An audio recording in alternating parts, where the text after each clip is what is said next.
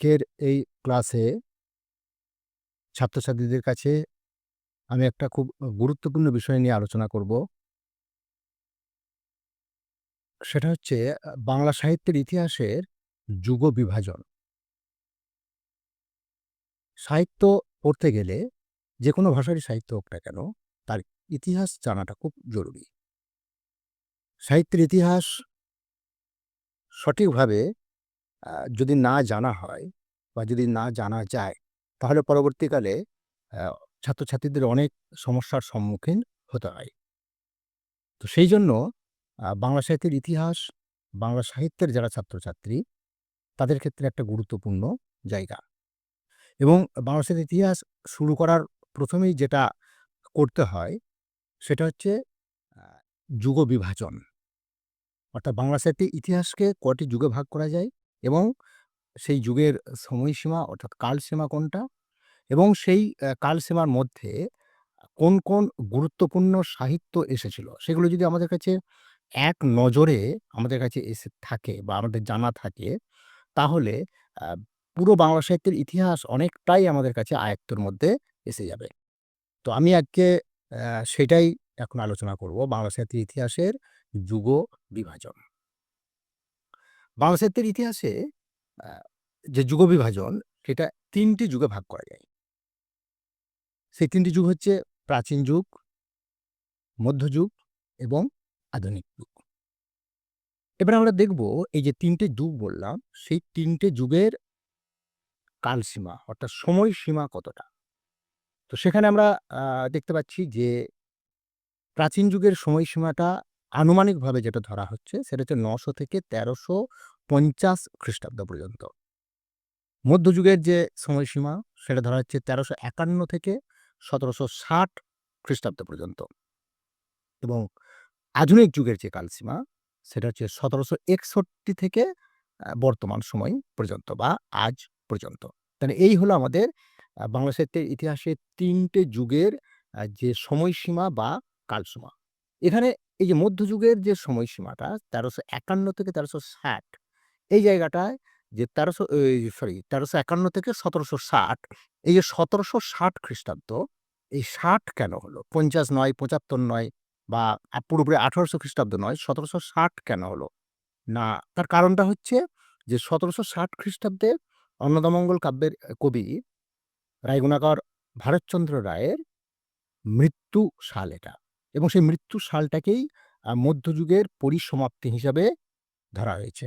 কেন ধরা হয়েছে? এটা নিয়ে আমি একদিন অন্য একটা ক্লাসে আমি বিস্তারিত আলোচনা করব। তাহলে আমরা এতটুকু আপাতত কালসীমাটা জেনে রাখলাম যে প্রাচীন যুগটা হচ্ছে ৯০০ থেকে ১৩৫০, মধ্যযুগ ১৩৫১ থেকে ১৭৬০ এবং আধুনিক যুগ ১৭৬১ থেকে আজ পর্যন্ত। এবার আমরা এই যে ৩ টি যুগ আমরা দেখালাম, বিভাজন করলাম বা কালসীমা আমরা নির্দেশ করলাম, সেই ৩ টে যুগের কি সাহিত্যিক নিদর্শন আছে? প্রধান যে সমস্ত সাহিত্যিক নিদর্শন, সেগুলোকে আমরা একটু এক নজরে দেখে নেওয়ার চেষ্টা করব। ১ম এই যে যুগটা আমরা বলেছিলাম সেটা হচ্ছে প্রাচীন যুগ। সেই প্রাচীন যুগের সাহিত্যিক নিদর্শন হচ্ছে চর্যাপদ এবং এটা হচ্ছে একমাত্র নিদর্শন। অর্থাৎ প্রাচীন যুগে একটি মাত্র বাংলা সাহিত্যের নিদর্শন আমরা পেয়েছি, সেটা হচ্ছে চর্যাপদ। এবং এই চর্যাপদ আ ১৯০৭ খ্রিস্টাব্দে হরপ্রসাদ শাস্ত্রী নেপালের রাজদরবার থেকে আবিষ্কার করেন এবং সেটি পরে ১৯১৬ খ্রিস্টাব্দে বঙ্গীয় সাহিত্য পরিষদ থেকে সেটি প্রকাশিত হয়। তো এই চর্যাপদ হচ্ছে বাংলা সাহিত্যের আ ১ম নিদর্শন এবং এটা হচ্ছে প্রাচীন যুগে। সময়টা কোন সময়? বা অর্থাৎ কোন সময়ে চর্যাপদ রচিত হয়েছে? না ১ম থেকে দ্বাদশ শতাব্দী। অনেক বিতর্ক আছে, তর্ক-বিতর্ক আছে। তো মোটামুটি বেশিরভাগ আ ব্যা সাহিত্যের ইতিহাসের যারা গবেষক এবং ভাষাতত্ত্বের গবেষক, তাঁরা মোটামুটি একটা জায়গায় এসে একমত হওয়ার চেষ্টা করেছেন যে চর্যাপদগুলি লিখিত হয়েছিল ১ম থেকে দ্বাদশ শতাব্দীর মধ্যবর্তী কোনো এক সময়ে বা ওই সময়সীমার মধ্যে। এরপরে আমরা আসবো ২য় যে যুগ, সেটা হচ্ছে মধ্যযুগ। মনে রাখবে এই মধ্যযুগটা কিন্তু আবার ২ টো পর্যায়ে ভাগ করা যায়। একটা হচ্ছে আদিমধ্য, আরেকটা হচ্ছে অন্তমধ্য। এই আদিমধ্য যেটা, এই আদিমধ্যের সাহিত্যিক নিদর্শন এখানেও কিন্তু ওই প্রাচীন যুগের মতনই একটি মাত্র সাহিত্যিক নিদর্শন আছে আদিমধ্য যুগে। সেটি হচ্ছে শ্রীকৃষ্ণ কীর্তন কাব্য। এবং এই শ্রীকৃষ্ণ কীর্তন কাব্যের কবি হচ্ছেন বরু চণ্ডীদাস। এই বরু চণ্ডীদাস কিন্তু পদাবলীর যে বৈষ্ণব পদাবলীর যে চণ্ডীদাস, সেই চণ্ডীদাস কিন্তু নয়। এই বরু চণ্ডীদাস আলাদা, স্বতন্ত্র একজন কবি। সেই তাঁর লেখা শ্রীকৃষ্ণ কীর্তন কাব্য আদি মধ্য বাংলা ভাষার একটা প্রামাণিক নিদর্শন। এবং এই শ্রীকৃষ্ণ কীর্তন বসন্তরঞ্জন রায় আবিষ্কার করেছিলেন ১৯০৯ খ্রিস্টাব্দে, এবং এটিও ১৯১৬ খ্রিস্টাব্দে ওই চর্যাপদের মতোই বঙ্গীয় সাহিত্য পরিষদ থেকেই প্রকাশিত হয়েছিল। এটা গেল আদি মধ্যযুগের একমাত্র নিদর্শন। এরপরে আমরা যেটা আসবো, অন্ত মধ্যযুগের কি নিদর্শন আছে সেটা আমরা দেখব। এই অন্তমধ্য যুগে কিন্তু অনেক সাহিত্য কিন্তু এসেছে বাংলা সাহিত্যের। মধ্যযুগের বাংলা সাহিত্যের ইতিহাসের একটা একটা সময়টাকে ঐশ্বর্য পর্বও আমরা বলতে পারি এই অন্তমধ্য যুগের যে সমস্ত সাহিত্যিক নিদর্শন। এখানে মোটামুটি ৪ টে সাহিত্যিক ধারা আমরা দেখতে পাই। এই মধ্যযুগে ৪ টে সাহিত্যিক ধারা আছে। সেটা কি, কি? না, মঙ্গল কাব্যের ধারা, পদাবলী সাহিত্যের ধারা, অনুসারী সাহিত্যের ধারা এবং জীবনী সাহিত্যের ধারা। এই ৪ টে ধারা অন্তর্মধ্য যুগে আমরা পেয়েছি। তো এই ৪ টে ধারার মধ্যে মঙ্গল কাব্যের যে ধারা, সেখানে যে কাব্যগুলো এসেছে, প্রধান যে কাব্যগুলো, সেগুলো হচ্ছে মনসামঙ্গল, চণ্ডীমঙ্গল, ধর্মমঙ্গল, অন্নদামঙ্গল, প্রধান যেগুলো। পদাবলী সাহিত্যের মধ্যে দুটো পদাবলী সাহিত্য, একটা হচ্ছে বৈষ্ণব পদাবলী, আরেকটা হচ্ছে শাক্ত পদাবলী।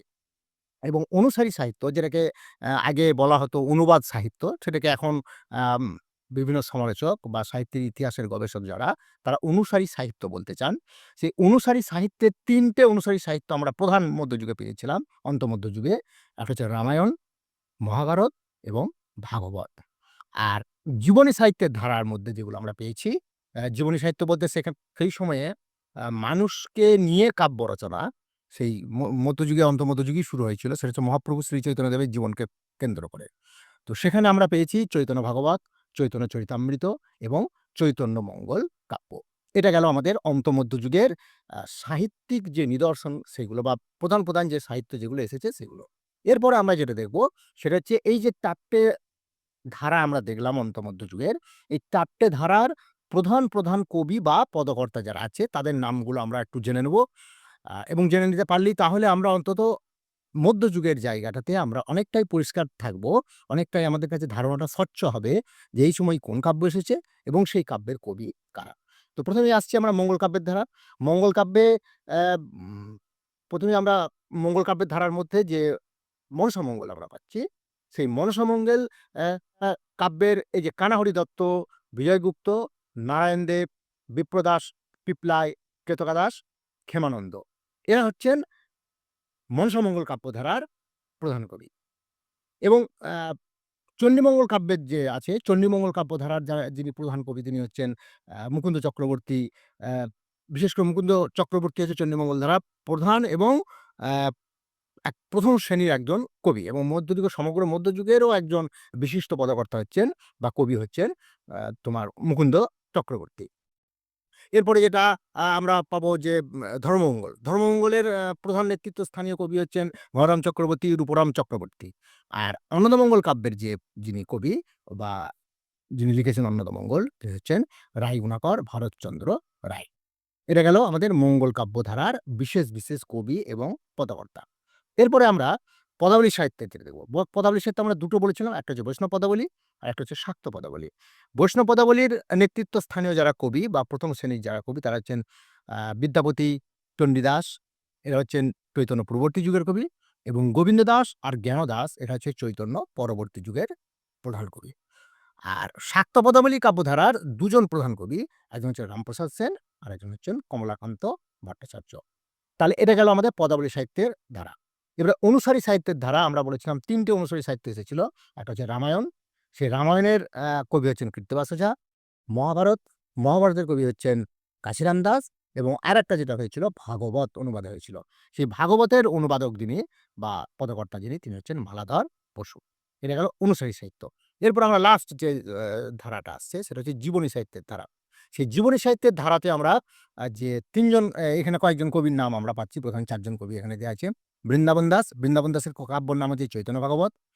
কৃষ্ণদাস কবিরাজের কাব্যের নাম হচ্ছে চৈতন্য চরিতামৃত। আর লোচন দাস এবং জয়ানন্দ। এদের দুজনেরই কাব্যের নাম হচ্ছে চৈতন্য মঙ্গল। তাহলে এই হচ্ছে আমাদের সমগ্র মধ্যযুগের যে বা অন্তমধ্যযুগ বলতে পারি আমরা। সেই অন্তমধ্যযুগের যে সমস্ত প্রধান শ্রেণীর পদকর্তা বা কবি যারা আছে। তাহলে এটা গেল আমাদের মধ্যযুগ। এরপরে আমরা আসছি আধুনিক যুগ। আধুনিক যুগের পরিসীমাটা অনেক বড়, অনেক বড়। তো সুতরাং ওইটা আমরা অন্য একটা ক্লাসে আমরা ওই আধুনিক যুগের নিয়ে আমরা আলোচনা করব। আজকে এই পর্যন্তই আমরা আলোচনা করলাম।